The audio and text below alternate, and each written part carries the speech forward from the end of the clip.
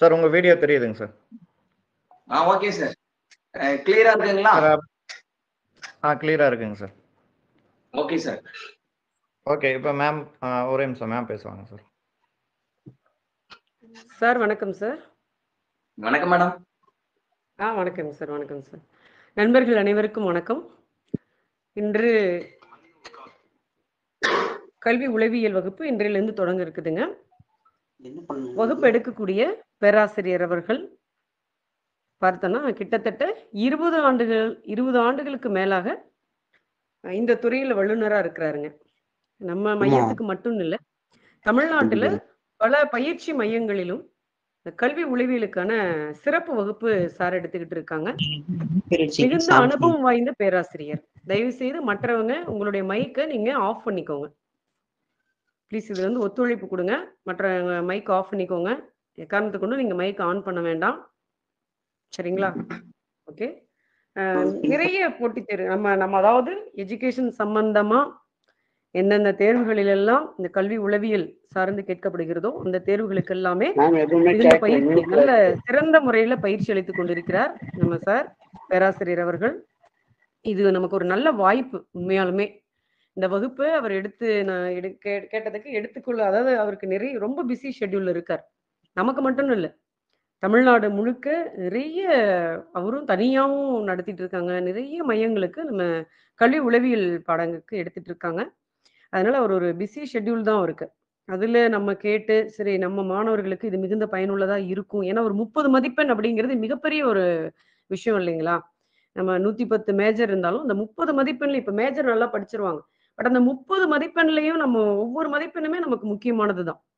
அப்படிங்கும் பொழுது நம்ம எடுக்கிறத விட அவர் அந்த துறையிலேயே பல ஆண்டு காலமா, அதான் நான் சொல்றேன்ங்க, கிட்டத்தட்ட 20 ஆண்டு காலமாக இந்த துறையில வல்லுநரா இருக்கிறாரு. நிறைய மாணவர்களை வெற்றி பெற வச்சிருக்கிறாரு. அதனால இது நமக்கு மிகச்சிறந்த ஒரு வாய்ப்புன்னு தான் நான் சொல்ல இருக்கேன். வாய்ப்பு தான்.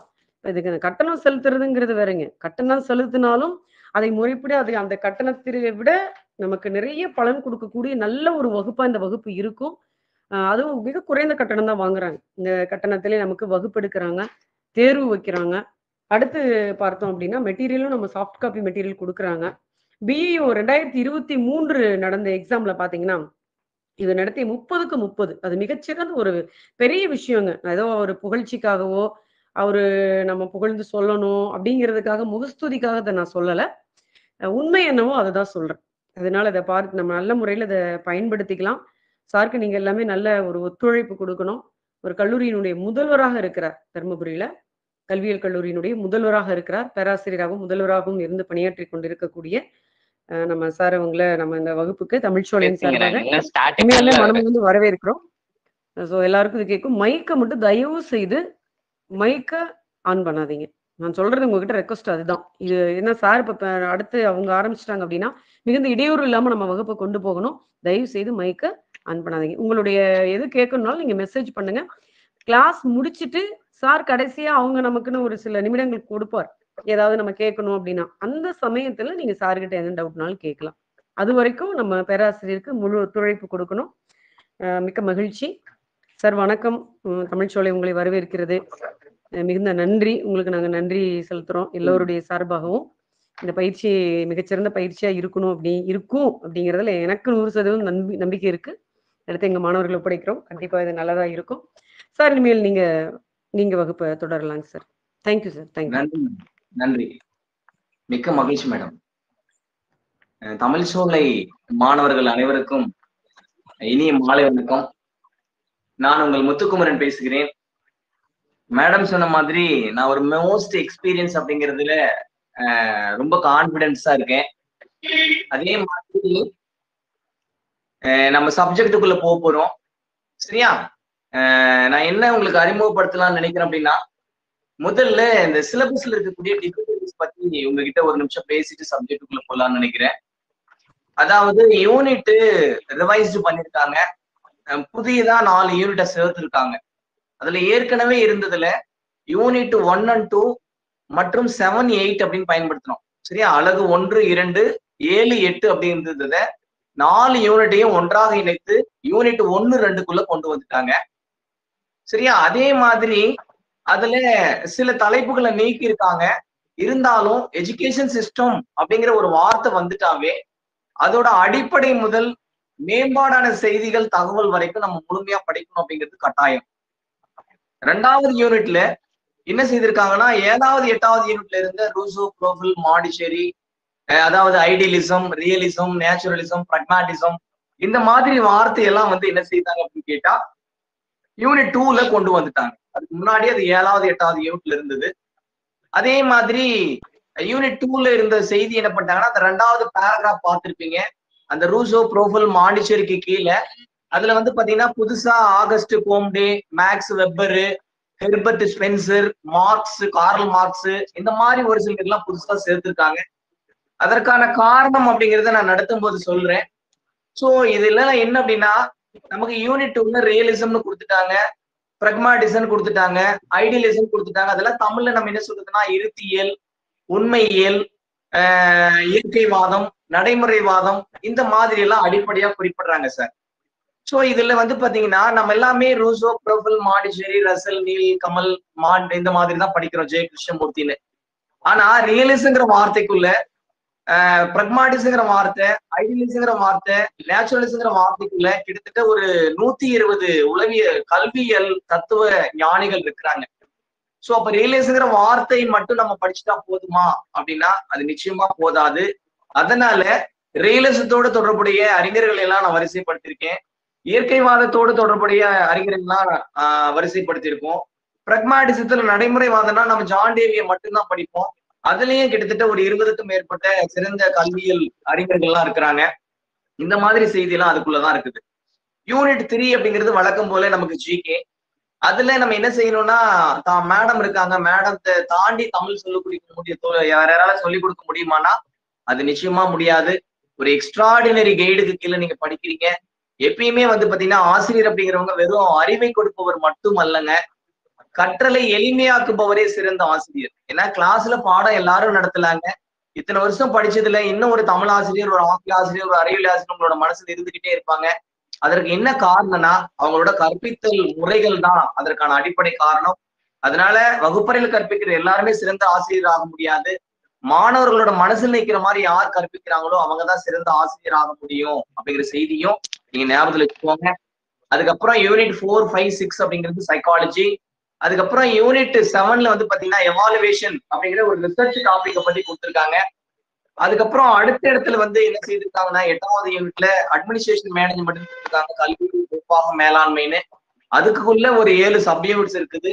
அதுல மேக்ஸ் வெப்பரோட ஒரு பிரமிட் வடிவத்தை பத்தி படிக்க போறோம். நிர்வாகவியல் தொடர்பான பல்வேறு விதமான தகவலை படிக்க போறோம். அதுக்கப்புறம் கரிக்குலம்னு ஒரு யூனிட் இருக்குது.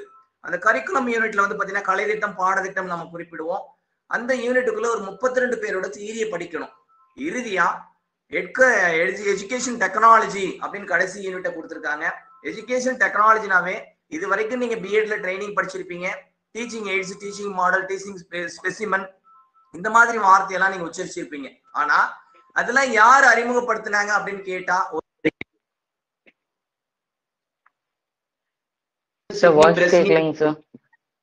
சார் சொல்லுங்க. வாய்ஸ் வரல சார், வாய்ஸ் வரலங்க. வாய்ஸ் மைக் ஆன்ல தானே இருக்கு சார். இப்போ வருது, வருது. ஒரு சிலருக்கு நெட்வொர்க் ப்ராப்ளம் இருக்கு சார், கொஞ்சம் வெயிட் பண்ணுங்க, அது மறுபடியும் ரெகுலேட் ஆயிரும். உங்க ஏரியால ஏதாவது நெட்வொர்க் ப்ராப்ளம் இருக்கலாம். ஓகே சரி, அப்ப நம்ம தொடர்ந்து பேசலாம். அப்ப 8வது யூனிட்ல எஜுகேஷன் டெக்னாலஜி பத்தி படிக்க போறோம். அப்ப மாடர்ன் டீச்சிங் மெஷினாவே நம்ம அடிப்படையா சிட்னி பிரெஸ்னி 1924 ஒருத்தர் பத்தி படிப்போம். அதுல அதுக்கப்புறமா பாத்தீங்கன்னா அட்வான்ஸ்டு மாடர்ன் டீச்சிங் மெஷின் அப்படின்னு வரும்போது பிஎஃப் ஸ்கின்னருக்கு தான் அந்த கிரெடிட் கொடுக்குறோம். 1958 அதை அறிமுகப்படுத்தினாங்க. அப்ப கற்பித்தல் மாதிரி, கற்பித்தல் உபகரணம் இப்படின்னு எத்தனை வருஷத்துக்கு படிக்கிறது? 150க்கும் மேற்பட்ட கற்பித்தல் மாதிரிகள் எல்லாம் அளித்தவர் பிஎஃப் ஸ்கின்னர். சரியா? அவரை கற்றல் டாபிக்ல செயல்பாடு ஆக்கல் நிறுத்தம் அப்படிங்கிற தலைப்புல அவரை பத்தி அங்க பேச போறோம். மற்ற டீட்டெயிலாம் நாங்க சொல்றேன். அப்ப அதுல teaching AIDS, teaching model, micro teaching, macro teaching, அதோட ரிசர்ச், கிளாஸ் ரூம் இன்டராக்ஷனு, அதே மாதிரி காக்னிட்டிவ் டொமைன் அப்படிங்கிற அறிவாற்றல் புலம் பத்தி பேச போறோம். வகுப்பறை இடைவெளி பகுப்பாய்வு பத்தி பேச போறோம். இறுதியா எட்கர் டேலோட கோன் ஆஃப் எக்ஸ்பீரியன்ஸ், அனுபவ கூம்பு அப்படிங்கிற செய்தியோட நம்ம முடிக்க போறோம். இதுதான் சிலபஸ்க்கான ஸ்ட்ரக்சர். அதை பத்தி நம்ம ஒன் பை ஒன்னா நடத்தும் போது பேசிக்கலாம் சார். நான் சப்ஜெக்டுக்குள்ள போறேன். ஃபர்ஸ்ட் டே கிளாஸ் சைக்காலஜி எப்பயுமே நடத்திட்டு தான் நான் எஜுகேஷன் நடத்துறது. அதனால யூனிட் 4, 5, 6 அப்படிங்கிற 3 யூனிட்டுமே நமக்கு முழுமையா கல்வி உளவியல் பாடத்திட்டங்கள் அப்படிங்கிற செய்தியை நான் அடிப்படையா உங்களுக்கு நினைவுபடுத்த விரும்புறேன். அப்ப இந்த சைக்காலஜி 3 யூனிட்டும் படிக்கிறதுக்கு முன்னாடி சைக்காலஜிங்கிற வார்த்தையில தொடங்கி இறுதியா தற்காப்பு நடத்தை, டிஃபென்ஸ் மெக்கானிசம் முடியும். அப்ப இந்த 3 யூனிட்டையும் முழுசா படிக்கிறதுக்கு முன்னாடி அடிப்படையா என்ன தெரிஞ்சுக்கணும்னா ஒரு 4 விஷயத்த பத்தி அடிப்படையா தெரிஞ்சுக்கணும். ஏன்னா இந்த 4 செய்தி தான் நீங்க சைக்காலஜில எந்த உளவியல் ஆய்வுகளை படிச்சாலும் சரி, எந்த விதமான தலைப்புகளை பத்தி படிச்சாலும் சரி, அது எல்லாம் எதனோடு தொடர்புடையது அப்படின்னா நான் இப்பொழுது குறிப்பிட போகிற இந்த 4 அடிப்படையான செய்திகளோடு தொடர்புடையது. சரியா? இந்த 4 அடிப்படை செய்திகள் என்ன அப்படிங்கிறத பத்தி பேசலாம். அப்ப சைக்காலஜிங்கிற வார்த்தையில நம்ம தொடங்கணும்.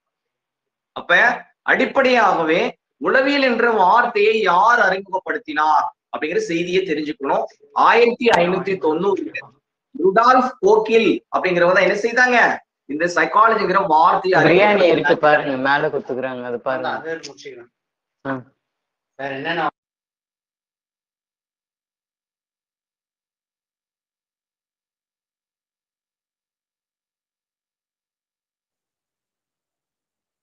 பெடகோஜியின் தந்தை அப்படின்னு ஒருத்தங்க இருக்கிறாங்க. அது யார் அப்படின்னா நீங்க பெஸ்டாலஜி படிச்சிருப்பீங்க. அந்த பெஸ்டாலஜி தான் அவரோட முழு பெயர் ஜான் ஹெயின்ரிச் பெஸ்டாலஜி அப்படின்னு குறிப்பிடுறோம். அவர் தான் பெடகோஜி முறைகளின் தந்தை, கற்பித்தல் முறைகளின் தந்தை, கற்பித்தல் அணுகுமுறைகளின் தந்தை என்று அழைக்கப்படுகிறார் அப்படிங்கிற செய்தியை நீங்க அடிப்படையா தெரிஞ்சுக்கணும். இதுக்கப்புறமா இந்த பெஸ்டாலஜியை தான் என்னன்னு குறிப்பிடுறாங்கன்னா கல்வியலின் தந்தை அப்படின்னு குறிப்பிடுறாங்க. ஏன் கல்வியலின் தந்தை அப்படின்னா அந்த காரணத்தை சொல்லி கொடுக்கறதுக்கு ஒருத்தர் இல்லை சார் தமிழ்நாட்டுல. அதுக்கு என்ன காரணம் அப்படின்னு கேட்டீங்கன்னா first emphasised integrated curriculum or universal curriculum. சரியா? உலகளாவிய ஒருங்கிணைந்த கலை திட்டத்தை முதலாக வலியுறுத்தியவர் இந்த பெஸ்டாலஜி. உலகளாவிய கலை திட்டத்தை முதலாக வலியுறுத்தியவர் இந்த பெஸ்டாலஜி. அதனாலதான் பெஸ்டாலஜிய கல்வியலின் தந்தை அப்படின்னு குறிப்பிடுறேன் சார். அதே மாதிரி பெஸ்டாலஜி தான் என்ன செய்யறாங்கன்னா நீங்க எல்லாம் திரும்ப படிக்கணும், திரும்ப பயிற்சி செய்யணும்னு சொல்றீங்க இல்லையா, அந்த முறைகளின் அடிப்படை Pestalozzi, father of repetition and exercise அப்படின்னு குறிப்பிடுறாங்க. மீண்டும் கற்பித்தல், மீண்டும் பயிற்சி செய்தல் ஆகிய முறைகளின் தந்தை பெஸ்டாலஜி என்று அழைக்கப்படுகிறார் அப்படிங்கிற செய்தியும் நீங்க இந்த இடத்துல நினைவுபடுத்த விரும்புறேன். மீதி எல்லாம் கல்வியில் நடத்துவோம். யூனிட் 2ல அவரை பத்தி எக்ஸ்ட்ராடினரியா பேசலாம். ஓகே, அடுத்ததான் 2வது செய்தியா எதை பத்தி தெரிஞ்சுக்கணும் சைக்காலஜிங்கிற வார்த்தைக்கு அப்புறமானா டெக்ஸ்ட் புக் ஆஃப் சைக்காலஜி பத்தி தெரிஞ்சுக்கணும் சார். சரியா? நீங்க எல்லாருமே சைக்காலஜி புத்தகத்தை எழுதுனது யார் அப்படின்னு கேட்டீங்கன்னா சென்னை சிட்டில இருந்து மதுரை, திருச்சி, கோயம்புத்தூர் வரைக்கும், நாமக்கல் வரைக்கும், தருமபுரி வரைக்கும் யாராவது பதில் சொன்னாங்கன்னா இது வரைக்கும் என் கிளாஸ்ல யாரும் பதில் சொல்லல. எல்லாரும் சொன்ன பதில் நாகராஜன், மீனாட்சி சுந்தரம், மங்கள், சர்மா, அகர்வல், டாக்டர் மகேஸ்வரி, அப்கார் அப்படிங்கிற மாதிரி பெயரை தான் பயன்படுத்துறாங்களே தவிர உளவியல் பரிசோதனை புத்தகத்தை எழுதுற யாரையும் வரிசைப்படுத்துறதுக்கு தமிழ்நாட்டுல எந்த ஆசிரியரும் இல்ல, மாணவர்களும் அந்த தேடலை நோக்கி போல சார். சரியா? அது எல்லாம் தெளிவுபடுத்துறது தான் இந்த முத்துக்குமாரோட வேலையா நான் நினைக்கிறேன். அப்ப உளவியல் என்ற வார்த்தைக்கு பிறகு 2வதா தெரிஞ்சுக்க வேண்டிய முக்கியமான செய்தி எதுன்னு கேட்டா டெக்ஸ்ட் புக்ஸ் ஆஃப் சைக்காலஜி, உளவியல் பாட புத்தகங்கள் பத்தி நீங்க கண்டிப்பா தெரிஞ்சுக்கணும். சரியா? அதுல 1816ல டெக்ஸ்ட் புக் ஆஃப் சைக்காலஜி, உளவியல் பாட புத்தகம் என்ற நூலை எழுதியவர் யார் அப்படின்னா ஹெர்பர்ட் தாங்க எழுதுனது. யார் எழுதுனது? ஜான் ஃபிரெடரிக் ஹெர்பர்ட் அப்படின்னு குறிப்பிடுறோம். அந்த ஹெர்பர்ட் தான் உளவியல் பாட புத்தகம் என்ற நூலை 1816 எழுதினார் அப்படிங்கிற செய்தியை நீங்க கண்டிப்பா ஞாபகத்துல வச்சுக்கணும். அடுத்த இடத்துல எதை பத்தி தெரிஞ்சுக்கணும் அப்படின்னா 1874ல வில்ஹெம் உண்ட், நீங்க எல்லாம் வில்லியம் உண்ட் படிப்பீங்க, அது தவறு. வில்ஹெம், WILHELM அப்படின்னு தான் முடியுது. வில்ஹெம் மேக்ஸ் உண்ட், MAX இடையில வார்த்தை வருது. வில்ஹெம் மேக்ஸ் உண்ட் தான் உடற்கூறு உளவியல் என்ற புத்தகத்தை 1874 எழுதினார் அப்படிங்கிற செய்தியை நீங்க அடுத்ததா தெரிஞ்சுக்கணும். அடுத்த இடத்துல என்ன புத்தகத்தை தெரிஞ்சுக்கணும்னா 1890 William James 1890 William James principles of psychology உடல் அதாவது உளவியல் கோட்பாடுகள் என்ற புத்தகத்தை எழுதினார். பிரின்சிபிள்ஸ் ஆஃப் சைக்காலஜி உளவியல் கோட்பாடுகள் என்ற நூலை வில்லியம் ஜேம்ஸ் எழுதினார் அப்படிங்கிற செய்தியும் நீங்க தெரிஞ்சுக்கணும். இதுக்கப்புறமா அதுல நம்ம தெரிஞ்சுக்க வேண்டிய முக்கியமான புத்தகங்கள்லாம் என்ன அப்படின்னு கேட்டா நம்ம அடுத்த இடத்துல நிச்சயமா யாரை தெரிஞ்சுக்கணும்னா சிக்மண்ட் ஃப்ராய்டை பத்தி தெரிஞ்சுக்கணும். சிக்மண்ட் ஃப்ராய்டு 1917 சைக்கோ அனாலிசிஸ் உளப்பகுப்பாய்வு என்ற புத்தகத்தை எழுதினார். சரியா? சைக்காலஜில தவிர்க்க முடியாத உளவியல் அறிஞர்கள் அப்படிங்கிற வரிசையை நீங்க எடுத்தீங்கன்னா அதுல டாப் 1 யார் இருப்பாங்கன்னா இந்த சிக்மண்ட் ஃப்ராய்டு இருப்பாரு அப்படிங்கிறத நீங்க யாரும் மறந்துடக்கூடாது. உளப்பகுப்பாய்வு என்ற புத்தகத்தை 1917 எழுதினார். சரியா? மற்றதெல்லாம் அவரை பத்தி ஆளுமை டாபிக்ல பேசலாம். அதுக்கப்புறமா அதாவது பகுப்பு உளவியல் அப்படின்னு இருக்குது, அனலிட்டிக்கல் சைக்காலஜி 1923 கார்ல் யூங் எழுதினார் அப்படிங்கிற செய்தியை தெரிஞ்சுக்கணும். அதே மாதிரி தனிநபர் உளவியல் பத்தி படிக்கணும் அப்படின்னா 1926 ஆல்ஃபிரட் அட்லர் அப்படிங்கிறவர் எழுதின புத்தகத்தையும் கண்டிப்பா ஞாபகத்துல வச்சுக்கோங்க. இது இல்லாம நீங்க எரிக்சன் படிப்பீங்க, பாண்ட்ரான் படிப்பீங்க, கில்ஃபோர்டுன்னு படிப்பீங்க, எரிக்சன் அதே மாதிரி ஃபீனேன் படிப்போம், வெஸ்லர்னு படிப்போம். சரியா? அதுல நம்ம சமூக கற்றல் பத்தி படிக்கணும் அப்படின்னா சோசியல் லேர்னிங் அப்படிங்கிற புத்தகம், சமூக கற்றல் என்ற புத்தகத்தை 1968 பாண்டுராய் எழுதினார். சமூக கற்றல் புத்தகத்தை யார் எழுதினது? 1968 பாண்டுராய் எழுதினார் அப்படிங்கிற செய்தியை ஞாபகத்தில் வச்சுக்கணும். அதே மாதிரி எரிக்சன் பத்தி படிக்கணும், எரிக்சனுடைய ஆய்வுகள் சமூக மனநலர்ச்சி கோட்பாடு 8 நிலை அப்படிங்கிறத பத்தி எல்லாம் தெரிஞ்சுக்கணும் அப்படின்னா அதுல நீங்க என்ன செய்யணும்னா அவர் எழுதின child crisis and identity, child crisis and ஐடென்டிங்கிற புத்தகத்தை படிக்கணும். குழந்தைகளின் அடையாள நெருக்கடிகள், குழந்தைகளின் அடையாள நெருக்கடி என்ற புத்தகத்தை எழுதினார் அப்படிங்கிற செய்தி நீங்க கண்டிப்பா ஞாபகத்துல வச்சுக்கணும். அதே மாதிரி ஆல்பர்ட் ஃபீனே அப்படின்னு படிப்போம் நுண்ணறிவுல. ஆல்பர்ட் ஃபீனே 1905 குழந்தைகளின் மனம் மூளை என்ற புத்தகத்தை எழுதினார். Book of child brain and mind அப்படிங்கிற புத்தகத்தை எழுதுறார். குழந்தைகளின் மனம் மூளை என்ற புத்தகத்தை ஃபீனே எழுதினார் அப்படிங்கிற செய்தியும் நீங்க தெரிஞ்சுக்கணும். அதுலதான் மன வயது தொடர்பான ஆய்வுகளை எல்லாம் குறிப்பிட்டார் அப்படிங்கிற செய்தியை அடிப்படையா உள்வாங்கிக்கோங்க. அடுத்த இடத்துல 1958 David Wechsler measurement of adult intelligence, measurement of adult intelligence பெரியவர்களின் நுண்ணறிவு என்ற புத்தகத்தை எழுதினார். பெரியவர்களின் அல்லது வயது வந்தோரின் நுண்ணறிவு என்ற புத்தகத்தை டேவிட் வெஸ்லர் 1958 எழுதினார். இறுதியா நான் சொல்ல நினைக்கிற புத்தகம் என்ன சார் அப்படின்னு கேட்டா பொது உளவியல் புத்தகத்தை எழுதுனது 1939 கில்ஃபோர்டு எழுதினாங்க சார். பொது உளவியல் புத்தகத்தை யார் எழுதுனது?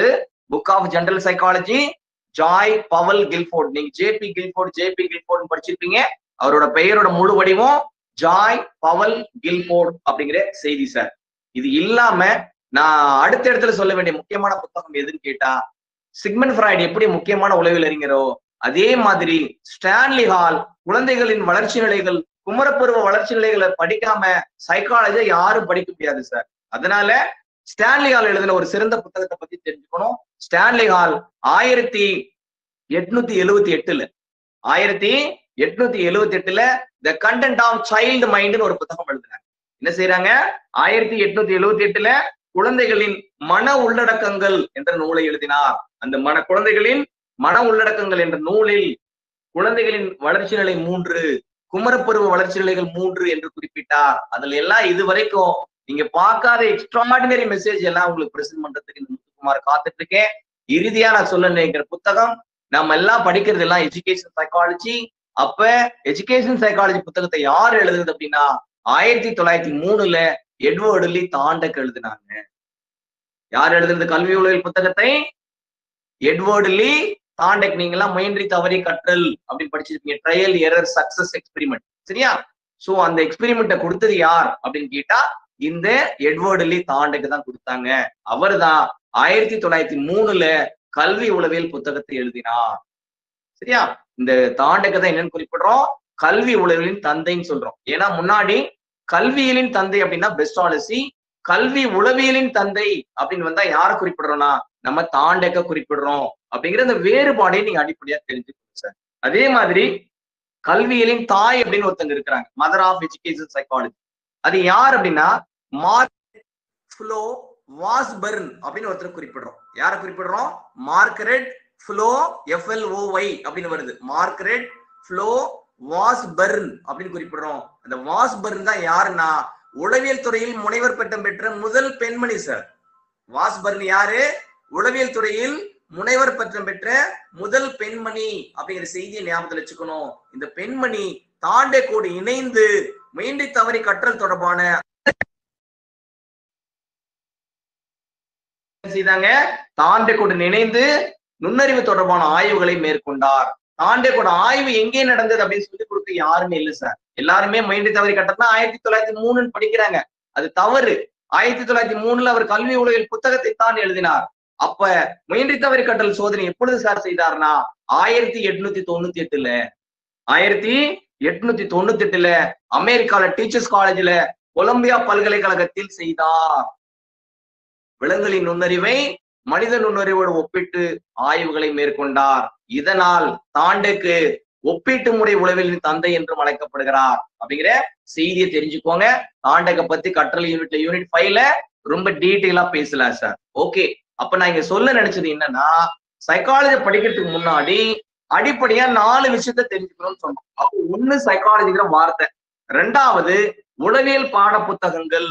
அதனால இனிமேல் என்ன சொல்லக்கூடாது, எந்த இடத்துலயும் நாகராஜன் மீனாட்சி சுந்தரத்தை பயன்படுத்தவே கூடாது. அவங்களை எல்லாம் நம்ம விமர்சனம் பண்ணல சார்.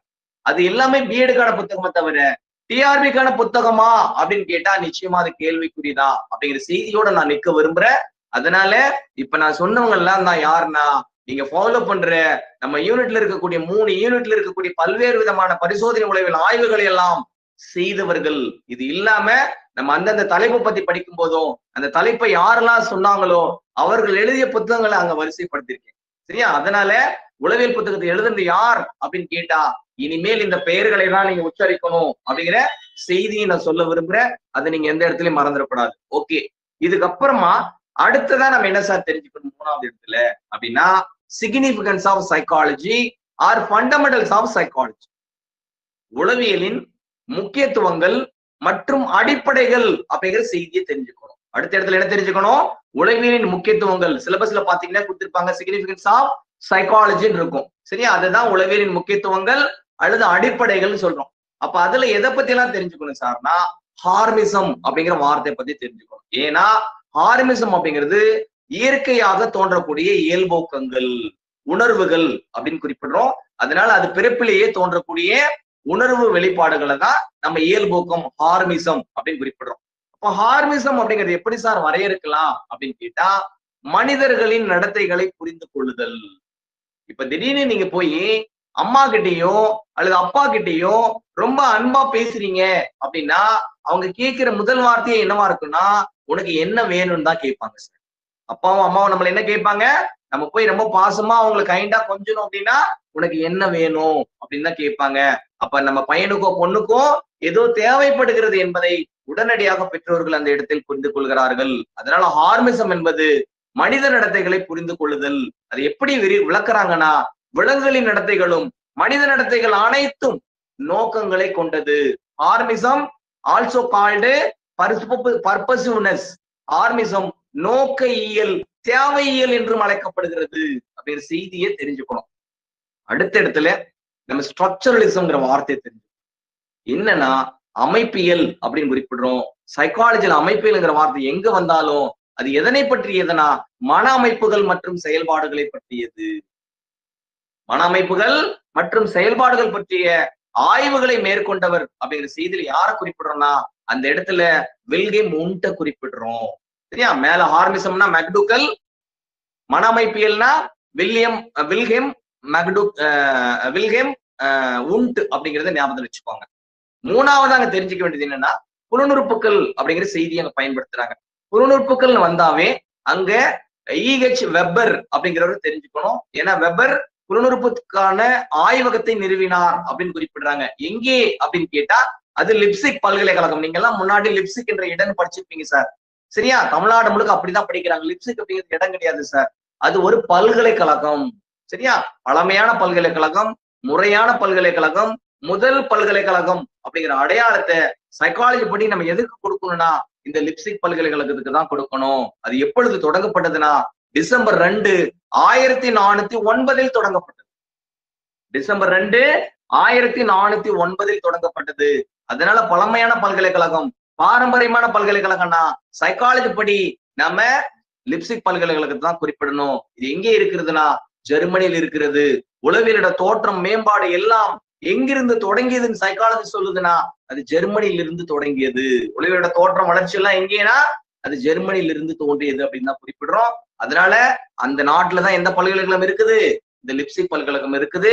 அந்த பல்கலைக்கழகத்துல 1834 புலனுறுப்புகளுக்கும் புலன்காட்சிக்கும் இடையே உள்ள தொடர்பை அளவிடுவதற்கான ஆய்வகத்தை நிறுவியவர் இந்த வெப்பர் அப்படிங்கிற செய்தியை ஞாபகத்தில் வச்சுக்கணும். அதனால புலனுறுப்புகள் 5 வகைப்படும் அப்படிங்கிறது உங்க எல்லாருக்குமே தெரியும்.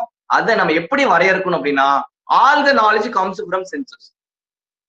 அனைத்து விதமான அறிவையும் புலனுறுப்புகளின் மூலமே நாம் பெறுகிறோம். அனைத்து விதமான அறிவையும் நாம் புலனுறுப்புகளின் மூலமே பெறுகிறோம். அதனால புலனுறுப்புகளோட பங்களிப்பு இல்லாம அறிவாற்றல் வளர்ச்சி இல்லை. அறிவாற்றல் வளர்ச்சியோட அடிப்படை எங்கே இருக்கிறது? புலனுறுப்புகளை சார்ந்து இருக்கிறது அப்படிங்கிற செய்தியை நீங்க புரிஞ்சுக்கணும். 4வதா எதை பத்தி சார் தெரிஞ்சுக்கணும்? சைக்காலஜி படிக்கிறதுக்கு முன்னாடி இறுதியா 4வது இடத்துல எதை பத்தி தெரிஞ்சுக்கணும்னா theory of conscious and unconscious, நனவு மற்றும் நனவெளி கோட்பாடுகள் பத்தி தெரிஞ்சுக்கணும். சரியா? அப்ப நனவு கோட்பாடுகள், நனவெளி கோட்பாடுகள் அப்படின்னு வந்தா யாரெல்லாம் அங்க ஞாபகத்துல இருக்கணும்னா சிக்மண்ட் ஃப்ராய்டு ஞாபகத்துல இருக்கணும். அடுத்த இடத்துல கார்ல் யூங் அப்படிங்கிற பெயரை பயன்படுத்தணும். 3வது இடத்துல ஆல்ஃபிரட் அட்லர் அப்படிங்கிற வார்த்தையை பயன்படுத்தணும். சரியா? அப்ப நனவு, நனவெளி கோட்பாடுகள் அப்படின்னா இந்த 3 பேரையும் எப்பயுமே ஞாபகத்துல வச்சுக்கணும் சார். அப்ப நனவு கோட்பாடுகள் அப்படின்னா என்ன சார் அப்படின்னு கேட்டா, there are sensitivity behavior, there are sensitivity behavior சொல்றோம். உணர்வுள்ள சிந்தனை உள்ள நடத்தைகள் அனைத்தும், உணர்வுள்ள சிந்தனை உள்ள நடத்தைகள் அனைத்தும் நனவு நடத்தைகள் அப்படின்னு குறிப்பிடுறோம். அப்ப நனவெளி நடத்தினா என்ன அப்படின்னா, உணர்வற்ற சிந்தனையற்ற நம்ம என்ன செய்யறோம், எந்த இடத்துல இருக்கிறோம் அப்படின்னு புரியாம நம்ம செய்யறோம் இல்லையா, அந்த மாதிரி வேலைகள் அனைத்தும் நனவெளி நடத்தைகள், அன்கான்சியஸ் அப்படின்னு குறிப்பிடுறாங்க சார். அப்ப இதுல வேற என்ன சார் விளக்கம் சொல்லணும் அப்படின்னா, நனவு நடத்தைகள், உணர்வுள்ள சிந்தனை உள்ள நடத்தை நனவு நடத்தைன்னு சொல்றீங்க. அப்ப நனவு நடத்தை 5 வகைப்படும் சார். நனவு நடத்தைகள் எத்தனை வகைப்படும்? 5 வகைப்படும். 1 அமைப்பியல் அப்படின்னு குறிப்பிடுறோம். சரியா? அந்த அமைப்பியல் அப்படின்னு வந்தா அங்க வில்கேம் உண்டையும் வில்லியம் ஜேம்ஸையும் ஞாபகத்தில் வச்சுக்கணும் சார். 2 செயலியல் அப்படின்னு பயன்படுத்துறோம். அந்த இடத்துலயும் உண்டையும் வில்லியம் ஜேம்ஸையும் ஞாபகத்தில் வச்சுக்கணும். 3வதா அந்த இடத்துல என்ன பெயர் இருக்கணும்னா செயலியல் வந்தா உண்டையும் வில்லியம் ஜேம்ஸையும் ஞாபகத்தில் வச்சுக்கோங்க. செயலியலார், ஃபங்க்ஷனலிசம்னு கேட்கறதுக்கு பதிலா ஃபங்க்ஷனலிஸ்ட், செயலியலார் அப்படின்னு கேட்டா அங்க ஜான் டேவியை ஞாபகத்தில் வச்சுக்கணும். எல்லாருமே ஜான் டூயின்னு படிச்சிருப்பீங்க. அது எழுத்து பிழை, DEWEY அப்படின்னு தான் முடியுது. ஜான் டேவி அல்லது ஜான் டேவேன்னு தான் படிக்கணும். டூயிங்கிறது அச்சு பிழை, அதை இன்னிலிருந்து திருத்திக்கோங்க. அதனால செயலியலார் அப்படின்னு வந்தா அங்க ஜான் டேவியை தான் ஞாபகத்தில் வச்சுக்கணும். சரியா? 3வதா அதை நனவு கோட்பாடுகள் எதை குறிப்பிடுறாங்கன்னா, நனவு கோட்பாடு 5 வகைன்னு சொன்னோம். அதுல 3வது வகை எதுன்னு கேட்டா பிஹேவியரிசம், நடத்தை இயல். 1 அமைப்பியல், 2 செயலியல், 3வது நடத்தை இயல் அப்படின்னு குறிப்பிடுறோம். நடத்தை இயல் அப்படின்னு வந்தாவே அங்க யார ஞாபகத்தில் வச்சுக்கணும்னா ஜேபி வாட்சனை ஞாபகத்தில் வச்சுக்கணும். யார ஞாபகத்தில் வச்சுக்கணும்? ஜேபி வாட்சனை கண்டிப்பா ஞாபகத்தில் வச்சுக்கணும். ஏன் அப்படின்னா ஜேபி வாட்சன் தான் நடத்தை இயலின் தந்தை என்று அழைக்கப்படுகிறார். ஜேபி வாட்சன் நடத்தை இயலின் தந்தை என்று அழைக்கப்படுகிறார் அப்படிங்கிற செய்தியை ஞாபகத்தில் வச்சுக்கோங்க. அடுத்ததா நடத்தை இயல் என்ற புத்தகத்தை எழுதினார்.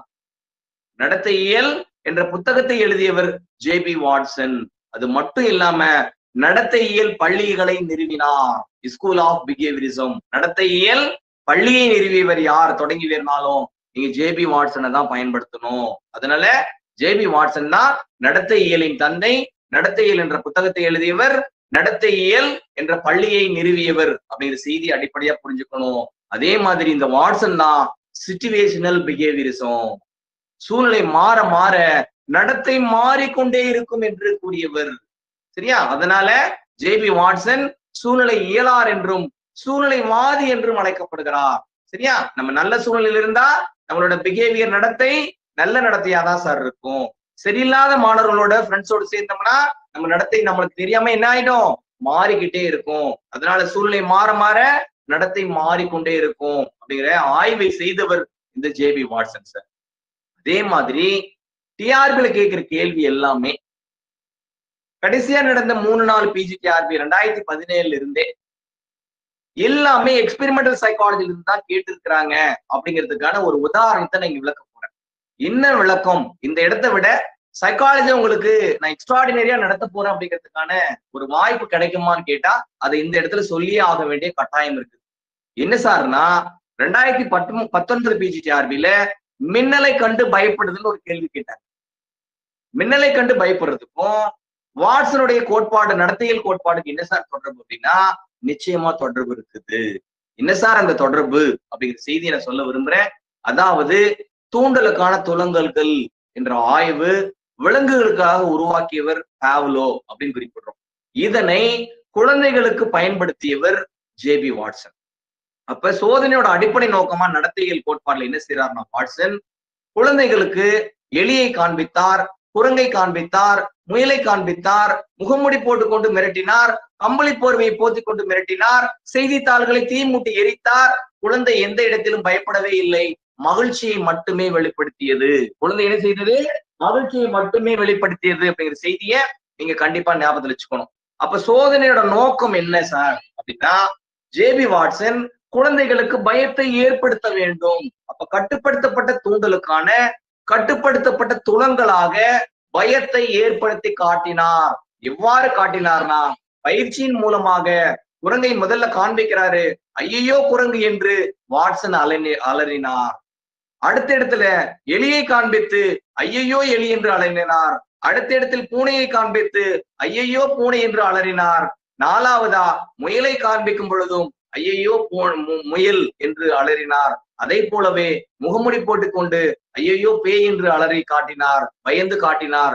அதுக்கப்புறமா இறுதியாக செய்தித்தாள்கள் பேப்பர் எல்லாம் ஒன்றாக அடுக்கி தீ மூட்டி ஐயையோ நெருப்பு என்று அலறினார். தொடர் பயிற்சியின் மூலமாக வாட்சன் அலறுவதை கண்டு, வாட்சன் அஞ்சுவதை கண்டு குழந்தையும் பயத்தை படிப்படியாக வெளிப்படுத்த தொடங்கியது.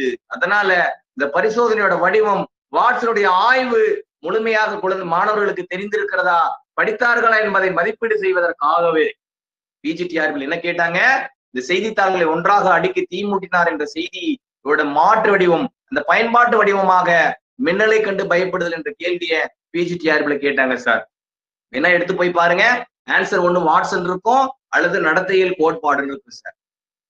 சரியா? அதனால சைக்காலஜில வாட்சனோட முக்கியமான பங்களிப்பு, அவரை பத்தி நடத்தையியல் கோட்பாடுகள்ல 5வது யூனிட்ல மற்ற செய்தியை பத்தி அங்க படிக்கலாம் டீட்டெயிலா. ஓகே, அடுத்த இடத்துல 4வதா நனவு கோட்பாடுகள், 1 அமைப்பியல், 2 செயலியல், 3வது நடத்தையியல், வாட்சனுடைய பங்களிப்பை பத்தி பேசணும்.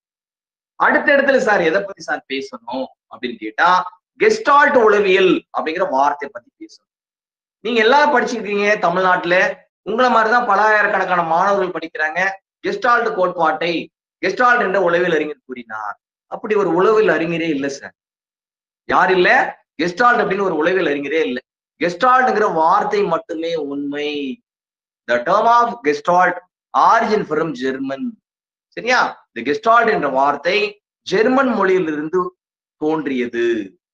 இதன் பொருள் அமைப்பு, வடிவம், முழுமைப்படுத்துதல் அல்லது முழுமை காட்சி அப்படின்னு தான் குறிப்பிடுறோம். சரியா? Gestalt means a pattern or configuration or unified whole அப்படின்னு பயன்படுத்துறோம். அதனால கெஸ்டால்ட் என்பது புலனுறுப்புகள் பொருள் உணரப்பட்டு முழுமைப்படுத்துதலோடு தொடர்புடையது. அதனாலதான் கெஸ்டால்ட் விதிகளை முழுமை காட்சி விதிகள் அப்படின்னு சொல்றதுக்கான முக்கிய காரணம் சார்.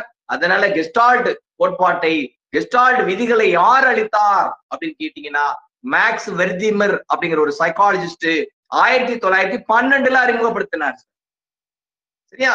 அதனால அதுல இதுவரைக்கும் நீங்க பார்க்காத செய்தியை பத்தி எல்லாம் அதுல நடத்துறதுக்கு தயாரா இருக்கிற இந்த முத்துக்குமார், அதனால நனவு கோட்பாடுகள்ல 4வது இடத்துல நம்ம கெஸ்டால்ட் கோட்பாடுகள்னாலும் கெஸ்டால்ட் விதிகள்னாலும் அங்க யார் இருக்கணும் அப்படின்னு கேட்டா, மேக்ஸ் வெர்திமர் அப்படிங்கிற ஒரு சைக்காலஜிஸ்ட் இருக்கணும். இது இல்லாம அது பக்கத்துல பிராக்கெட்ல யாரை வச்சுக்கோங்கன்னா, உல்ஃபாங் கோலர். நீங்க கோலர்னு படிச்சிருக்கீங்க உட்காட்சி கட்டுறல, அந்த அவரோட முழு பெயர் உல்ஃபாங் கோலர் அப்படின்னு குறிப்பிடுறோம். கோலரும் அதுக்கு பக்கத்துல கோஃப்கா அப்படின்னு ஒரு பெயரை வச்சுக்கோங்க. ஏன்னா அவங்க 2 பேரையும் தான் என்ன செய்ய குறிப்பிடுறோம்னா creation of Gestalt psychology. Gestalt உளவியலை உருவாக்கியவர்கள், முதலாக கெஸ்டால்ட் கோட்பாட்டை உருவாக்கியவர்கள் என்று அழைக்கப்படக்கூடியவர்கள் யார் அப்படின்னா அந்த கோலரையும் கோஃப்கா அப்படிங்கிற பெயரையும் தான் பயன்படுத்துறாங்க. அவர்களை சார்ந்துதான் கெஸ்டால்ட் விதிகளை யார் அளித்ததுன்னு கேட்டா மேக்ஸ் வெர்திமர் அளித்தார் அப்படிங்கிற செய்தியும் அந்த இடத்துல நினைவுபடுத்த விரும்புறேன் சார். ஓகே, இறுதியா 5வது இடத்துல நனவு கோட்பாடுகள் எதை பத்தி தெரிஞ்சுக்கணும் அப்படின்னா உளப்பகுப்பாய்வுகள் பத்தி தெரிஞ்சுக்கணும். Psycho analysis. சரியா? உளப்பகுப்பாய்வுகள் அப்படின்னு படிக்கிறோம். அப்போ உளப்பகுப்பாய்வுகள் அப்படிங்கிற புத்தகத்தை எழுதுறது 1917 சிக்மண்ட் ஃப்ராய்டு எழுதுனதா சொன்னோம். சரி, அவர் 1891 இருந்தே 4-5 புத்தகம் எழுதியிருக்காங்க. சோ அதெல்லாம் நான் ஆளுமை நடத்தும் போது சொல்றேன். ஸ்பெசிபிக்கா நம்ம இங்க பேச வேண்டியது உளப்பகுப்பாய்வு அப்படிங்கிற வார்த்தை வரும்போது உளப்பகுப்பாய்வு என்ற நூலை எழுதியவர், உளப்பகுப்பாய்வுகளை செய்தவர் சிக்மண்ட் ஃப்ராய்டு. எங்கே செய்தார் அப்படின்னா வியன்னா பல்கலைக்கழகத்தில் செய்தார் அப்படிங்கறத தெரிஞ்சுக்கணும். இவருடன் இணைந்து பணியாற்றியவர்கள் யாருன்னா கார்ல் யூங்கும் ஆல்ஃபிரட் அட்லரும் அப்படிங்கிற செய்தியை நீங்க கண்டிப்பா இங்க ஞாபகத்துல வச்சுக்கணும். அப்போ உளப்பகுப்பாய்வு வந்தா Sigmund Freud, Carl Jung, Alfred Adler அப்படிங்கிற 3 பேரையும் எப்பயுமே நீங்க ஞாபகத்துல வச்சுக்கணும் சார். சரியா? அப்ப சிக்மண்ட் ஃப்ராய்டை பத்தி நான் ஒரு முக்கியமான செய்தி இந்த இடத்துல ஒப்பிடணும்னு நினைக்கிறேன். என்ன செய்தி அப்படின்னா சிக்மண்ட் ஃப்ராய்டு நீங்க படிச்சாவே தனியால் ஆய்வுகள் அப்படிங்கிற செய்தியை கண்டிப்பா படிப்பீங்க. கேஸ் ஸ்டடி மெத்தட் அப்படின்னு படிப்போம், அல்லது சைக்கோ அனாலிசிஸ் படிப்போம். அப்ப இதெல்லாம் எவ்வாறு தோற்றுவித்தார், உருவாக்கினார் அப்படின்னு கேட்டா சைக்காலஜில பெரும்பாலும் சிக்மண்ட் ஃப்ராய்டா இருக்கட்டும், உண்டா இருக்கட்டும், ஸ்டான்லி ஹாலா இருக்கட்டும், இந்த மாதிரி நிறைய உளவியலறிஞர்கள் எல்லாமே பெரும்பாலும் மருத்துவம் படித்தவர்கள். சரியா? அதனால அவங்களோட மருத்துவமனைக்கு யார் வராங்கன்னா அப்பாசியா அப்படிங்கிற ஒரு பெண்மணி வராங்க 1891. அவங்களுக்கு நரம்பியல் கோளாறு இருக்குது. அப்ப இந்த நரம்பியல் கோளாறுவோடு வரக்கூடிய அந்த பெண்மணி என்ன செய்யறாங்கன்னா தினம் ஆய்வுக்கு உட்படுத்துறாரு. அவங்களுடைய உடல் ரீதியான, மன ரீதியான பல்வேறு விதமான மாற்றங்களை, தரவுகளை தினம் சேகரிக்கிறார். அதற்கு பிறகுதான் எதை உருவாக்கினார்னா இந்த தனியார் ஆய்வு முறைகளையும் உளப்பகுப்பாய்வுகளையும் தோற்றுவித்தார். அப்ப உளப்பகுப்பாய்வுகளும் தனியார் ஆய்வுகளும் எவ்வாறு தோன்றியதுன்னா நரம்பியல் பரிமாற்ற ஆய்வுகளிலிருந்து உளப்பகுப்பாய்வுகளையும் தனியார் ஆய்வுகளையும் தற்காப்பு நடத்தைகளையும் சிக்மண்ட் ஃப்ராய்டு தோற்றுவித்தார் அப்படிங்கிற ஒரு வரலாற்று உண்மையை நீங்க கண்டிப்பா தெரிஞ்சுக்கணும் சார். சரியா? அதனால சைக்காலஜி படிக்கிறதுக்கு முன்னாடி யூனிட் 4, 5, 6 அப்படிங்கிற 3 யூனிட்டை நம்ம டீட்டெயிலா படிக்கிறதுக்கு முன்னாடி அடிப்படையா எதை தெரிஞ்சுக்கணும்னா இந்த 4 செய்திகளை பத்தியும் கண்டிப்பா தெரிஞ்சுக்கணும். 1 உளவியல் அப்படிங்கிற வார்த்தை, 2வது சிறந்த உளவியல் புத்தகங்கள், 3வது உளவியலோட முக்கியத்துவங்கள், 4வதா நனவு கோட்பாடுகள். இந்த 4ஐயும் நீங்க படிக்கிறதுக்கான முக்கிய காரணம் என்னன்னா நீங்க 4 யூனிட் எந்த செய்தியை படிச்சாலும் அதனோட ஆரம்பமோ முடிவுரையோ எதனை சார்ந்து இருக்குன்னா இந்த 4 செய்திகளையும் நிச்சயமாக சார்ந்து இருக்கும். சரியா? அதனால சைக்காலஜி பத்தி படிக்கும் போது அடிப்படையா இதை பத்தி தெரிஞ்சுக்கணும். இதுக்கு அப்புறமா தான் யூனிட் 4 அப்படின்னு வரும்போது யூனிட் 4ல எதை பத்தி எல்லாம் சார் படிக்க போறோம் அப்படின்னா யூனிட் 4ல 4 பகுதிகள் இருக்குது.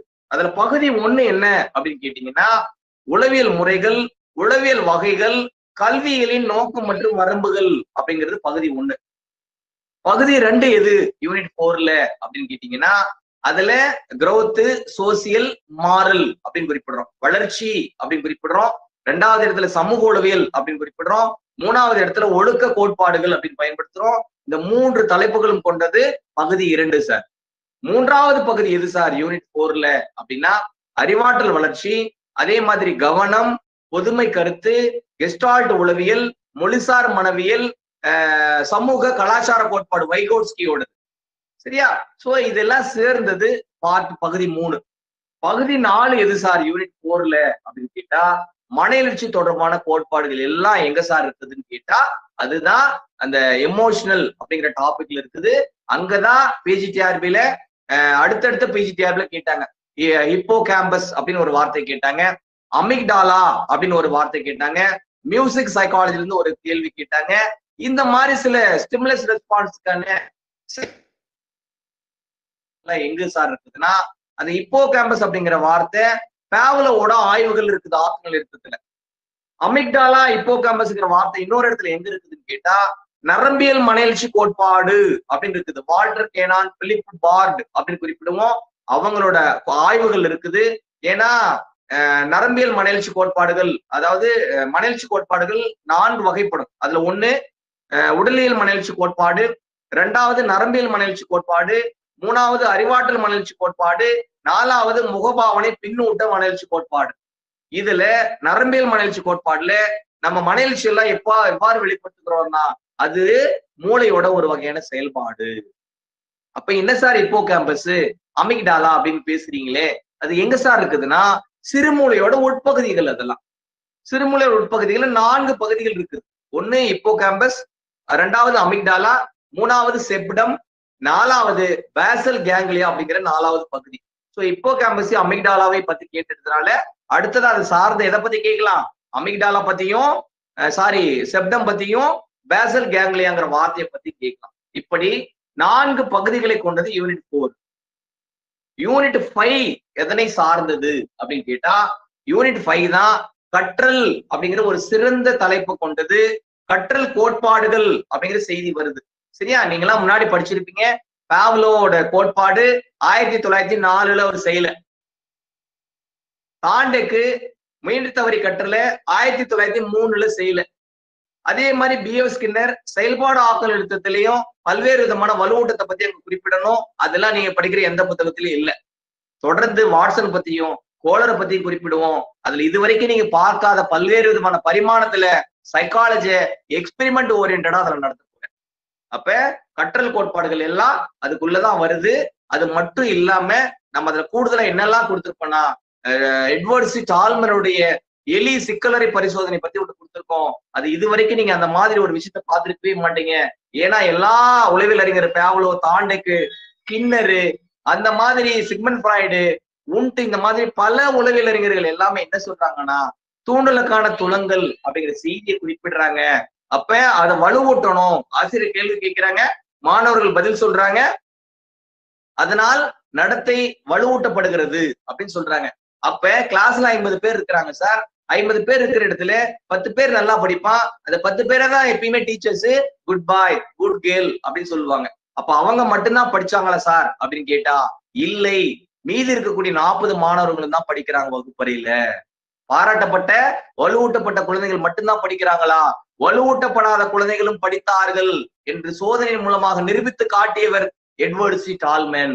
சோ விலங்குகள் எந்த விதமான வலுவூட்டங்கள் இல்லாவிட்டாலும் கற்றுக்கொள்கிறது, அதை போலவே குழந்தைகளும் கற்றுக்கொள்கிறார்கள் என்று ஆய்வின் மூலமாக நிரூபித்தவர் எட்வர்ட் சி டால்மன். அதை பத்தி அங்க பார்க்க போறோம்.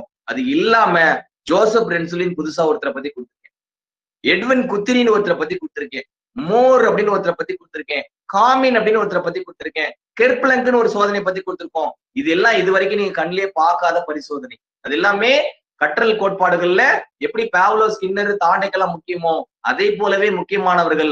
இங்க கேந்திர வித்யாலயா, மத்திய அரசு டெட் பேப்பர் 1 and 2 அல்லது சிபிஎஸ்இ ஸ்கூல்ஸ்ல ஏதாவது எக்ஸாம் எழுதுறீங்கன்னா அந்த சிலபஸ்ல அதுக்கெல்லாம் இருக்குது. ஸோ அதற்கு ஏற்ற மாதிரி இங்க PO exam, paper 1 and 2, TNPSC, DO main exam, NET SET, வேற எது எழுதுறதா இருந்தாலும் நம்ம யூனிட் 4, 5, 6 நீங்க எந்த இடத்துலயும் பயன்படுத்துறது மாதிரி அதை நான் ரொம்ப எக்ஸ்ட்ராடினரியா டைப் பண்ணி வச்சிருக்கேன். ஓகே, 5வது யூனிட். அப்ப கற்றல் கோட்பாடுகள். அடுத்த இடத்துல நினைவு மருதி எல்லாம் அங்கதான் வருது. எர்மனே பினாசை பத்தி படிக்க போறோம். அது இல்லாம ஸ்டான்லி அவரோட குமரப்பருவ வளர்ச்சி நிலைகள் பத்தி அங்கதான் படிக்கும். அதெல்லாம் யூனிட் 5ல தான் வருது. இறுதியா யூனிட் 5ல என்ன சார் இருக்குன்னா லீடர்ஷிப், தலைமை பண்பு பாணிகளை பத்தி இருக்கு. நீங்க இதுக்கு முன்னாடி தலைமை பண்பு பாணி பத்தி சிம்பிளா படிச்சிருப்பீங்க. தலைமை பண்பு பாணியில 14 வகையை பத்தி கொடுத்திருக்கோம். அதுல அடிப்படையா 3 வகைகளை பத்தி சொன்னது குற்று லெவின் அப்படிங்கிற ஒரு சைக்காலஜிஸ்ட். அதுதான் சர்வதிகார தலைமை பண்பு, ஜனநாயக தலைமை பண்பு, பிரதிநிதித்துவ தலைமை பண்பு பாணி அப்படின்னு குறிப்பிடுறோம். அந்த 3 விதமான தலைமை பண்பு பாணிகளையும் அளித்தவர் குற்று லெவின். அவர் கூட லிப்பிட் ஒயிட் என்ற உளவியல் அறிஞர்கள் பணியாற்றினார்கள் அப்படிங்கிற செய்தியெல்லாம் அங்க டீட்டெயிலா பேச போறேன்.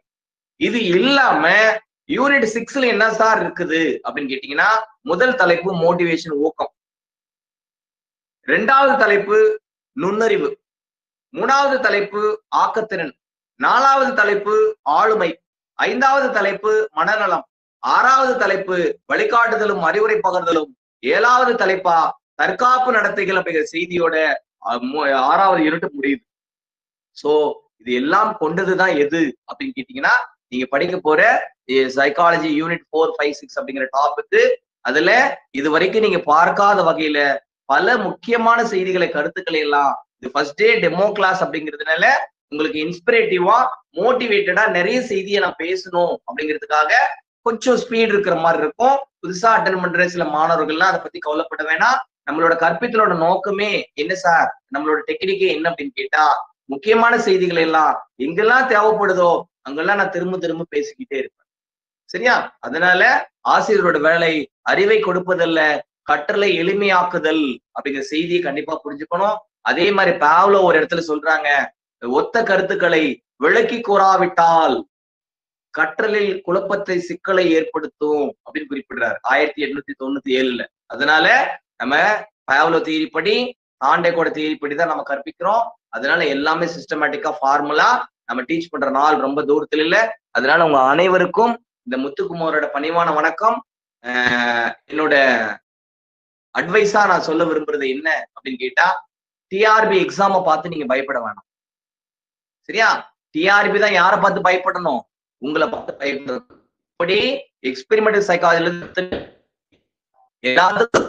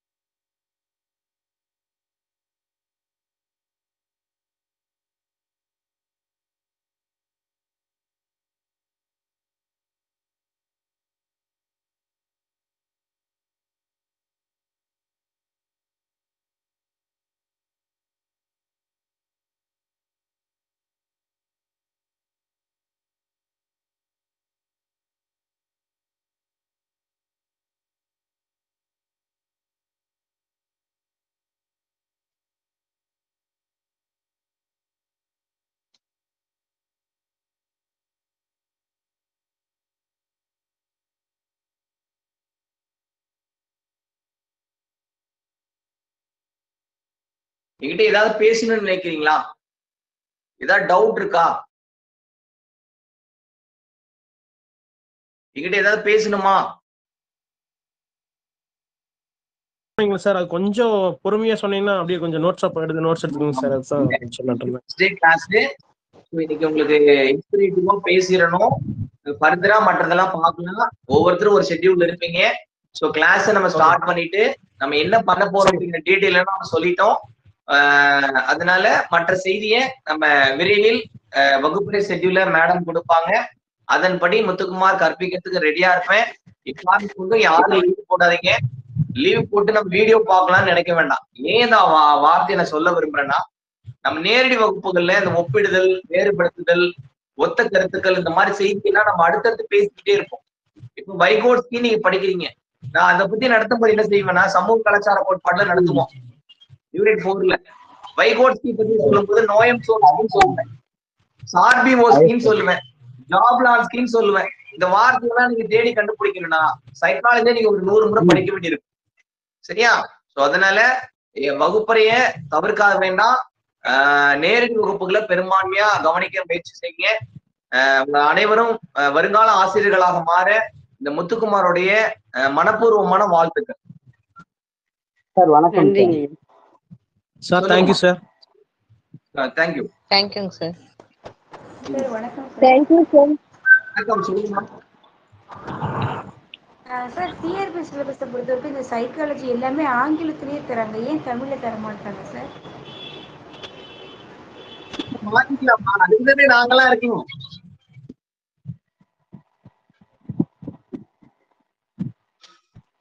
அப்படியே யூனிட்ல இருக்கிறது உங்களுக்கு அனுப்புற நோட்ஸ் எல்லாம் தமிழ்ல அப்படியே சேஞ்ச் பண்ணி வச்சிருக்கேன், பாக்குறீங்களா? அனுப்புற நிமிஷமா எமர்ஜென்சில நான் மறந்துட்டேன். எனக்கு 3 நாளா போன் பேசவே டைம் கிடைக்கல. இந்த சிலபஸ பாருங்க, இந்த வீடியோவை க்ளோஸ் பாருங்க. இல்ல இந்த ஸ்கிரீனை பாருங்க. இல்ல இருந்ததுன்னா நீங்க கொடுத்திருக்குமா? இது மேல கொடுத்திருக்க பாருங்கம்மா. சார். அதான் சார் இந்த இருந்ததுன்னா நீங்க நடத்தும் போது நாங்க பார்க்கிறதுக்கு அது விரைவில் நான் நாளைக்கு வந்து சேரும் உங்களோட பார்வைக்கு வரும். ஏன்னா நீங்க கிளாஸ் எடுக்கும்போது அலைன் பண்ணி இது சாஃப்ட் காப்பி. இதை இப்பதான் முதல் முறையா தொடறேன் நானு. அதனால நான் வந்ததே மதிய சாப்பாடே வந்து 3:30 மணிக்கு மேல சாப்பிட்டேன். காலையில 9:30 மணிக்கு கிளம்புனேன். அதே மாதிரி எஜுகேஷன்ல ரிவைஸ்டு பார்ட் ஒர்க் எல்லாம் ரிட்டனா எழுதி கொடுத்துருக்கேன். அந்த வேலை நடந்துகிட்டு இருக்குது. யூனிட் 4/6 நாளைக்கு மார்னிங் மேடம் கையில ஒப்படைச்சிருவேன். உங்க கைக்கே உடனடியா வந்து சேரும். இதுல தமிழாக்கத்துல கொடுத்துருக்கேன் பாருங்க. தமிழ்ல தான் இருக்கு, பர்ஃபெக்ட் தமிழ். முக்கியமான தலைப்புல தான் பக்கத்துல ஆங்கிலத்துல கொடுத்துருக்கோம். நீங்க தமிழ் துறை மாணவர்கள் எப்படி படிப்பீங்களோ தமிழ் இலக்கியத்தையோ வரலாறு பண்பாடுகளையோ அதே மாதிரி உளவியல் இங்கே பல பரிமாணங்களோடு விளக்கப்பட்டுள்ளது. நானும் தமிழ்ல கொஞ்சம் பேசுவேன். உங்க வகுப்பறையில பெரும்பாலும் தமிழ் முறைப்படியே பேசுவோம். அது அடுத்த வகுப்புல இருந்து தொடரும். ஆங்கில வார்த்தையெல்லாம் தவிர்த்தரலாம். ஓகேவா? இல்லைங்க சார், ஆங்கில வார்த்தை பயன்படுத்துங்க, அது ஒண்ணும் பிரச்சனை இல்லைங்க சார். பட் சிலபஸ் மட்டும் தமிழ்ல இருந்தா நாங்க பாத்துக்குவோம்னு சொல்றோம். ஆமா ஆமாங்க ஐயா, சிலபஸ் தமிழ்ல இருந்துச்சுன்னா அந்த வேர்டிங்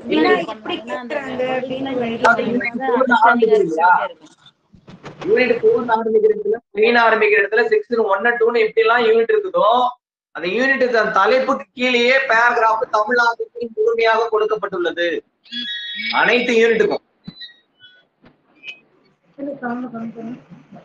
ஓகேங்க சார், நன்றிங்க சார். சார் வணக்கம் சார்.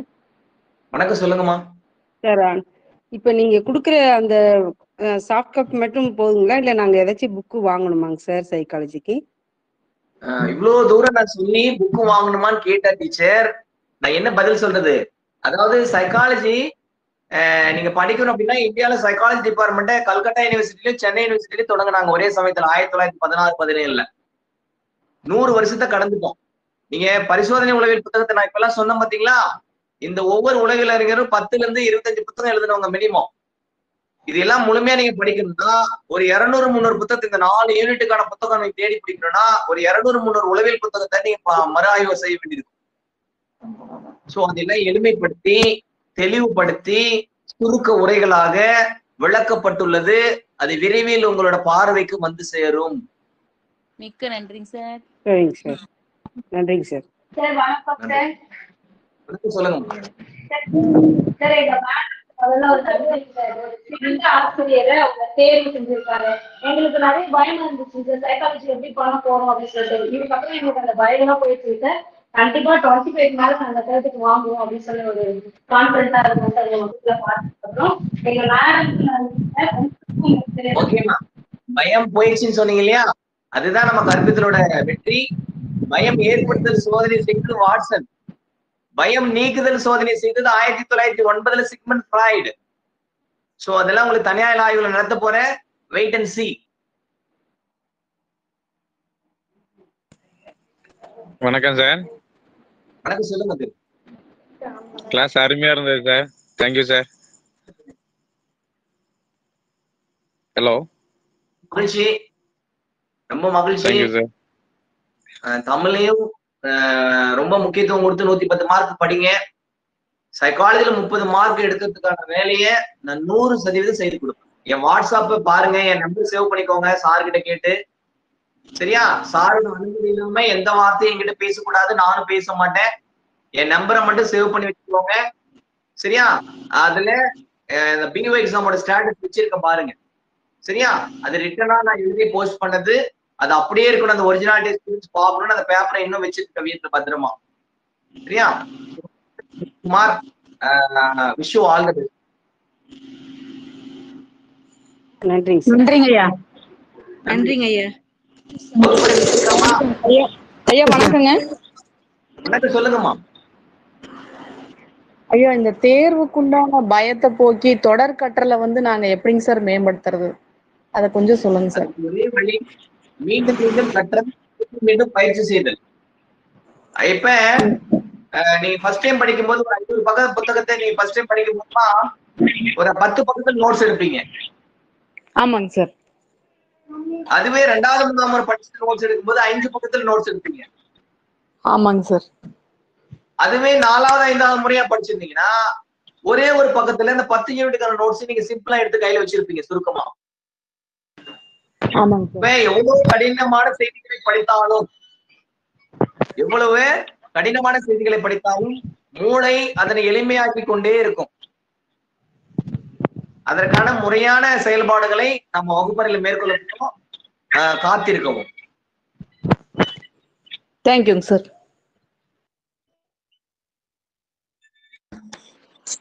சார் வணக்கம் சார். சார் நான் எக்ஸ்ட்ரா தமிழ் மேஜர் இல்ல, பிசிக்ஸ் வேற மேஜர் சார். நான் கூப்பிடுறேன், ஒரே நிமிஷம் நான் கூப்பிடுறேன். சொல்லுங்க சார். நான் எக்ஸ்ட்ரா தமிழ் மேஜர் கிடையாது, வேற மேஜர் தான்.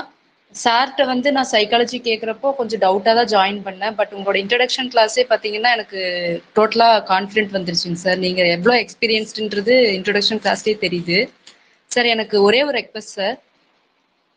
Hello sir. சார் ஒரே ஒரு ரெக்வஸ்ட் சார். இந்த அப்ளிகேஷன் ஓரியன்டான கொஷின்ஸ் வந்து கொஞ்சம் கிளாஸ் எடுக்கிறப்போ நிறையா அப்பப்போ எக்ஸ்பிளைன் பண்ணீங்கன்னா எங்களுக்கு கொஞ்சம் கன்வீனியன்ட்டா இருக்கும் சார். உதாரணமா மார்க்ஸினுடைய ஆய்வை பத்தி சொன்னோம். ஆய்வு செய்தது, செய்தித்தாள்களை எரித்தார், மின்னலோடு ஒப்பிட்டார்கள். சோ கருத்து பயன்படுத்தப்பட்டதா, அறிந்து கொண்டார்களா என்பதை மதிப்பீடு செய்யறாங்க மறைமுகமா. அந்த மாதிரி தான் நம்ம ஒவ்வொரு செய்தி சொல்லிக் கொடுக்க போறோம், நடத்தும் போது பாருங்க. நீங்க எதிர்பார்க்க.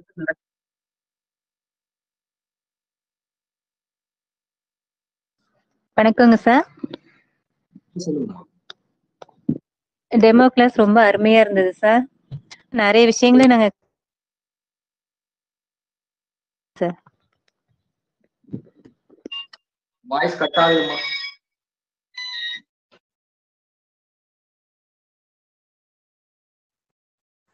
ஹலோ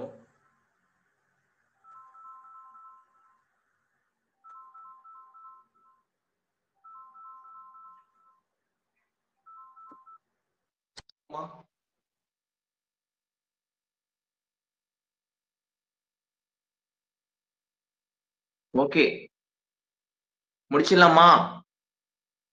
நம்ம என்ன பேச வேண்டியது நிறைய இருக்கு.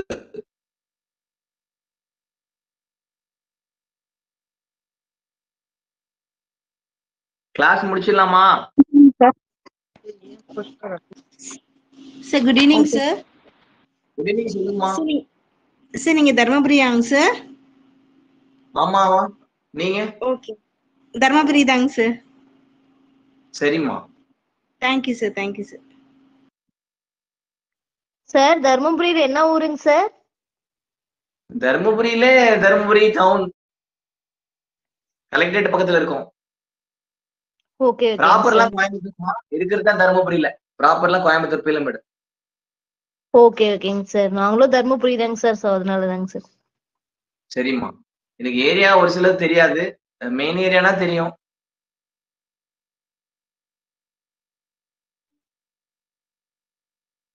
ஓகே சரி, good night. Will be meet shortly. Thank you. Sir நன்றி sir. Okay, thank you. Thank you all. அனைவருக்கும் நன்றி சார். நன்றிங்க சார். நன்றிங்க சார். நன்றி. நன்றிங்க சார். நன்றி நன்றிங்க சார்.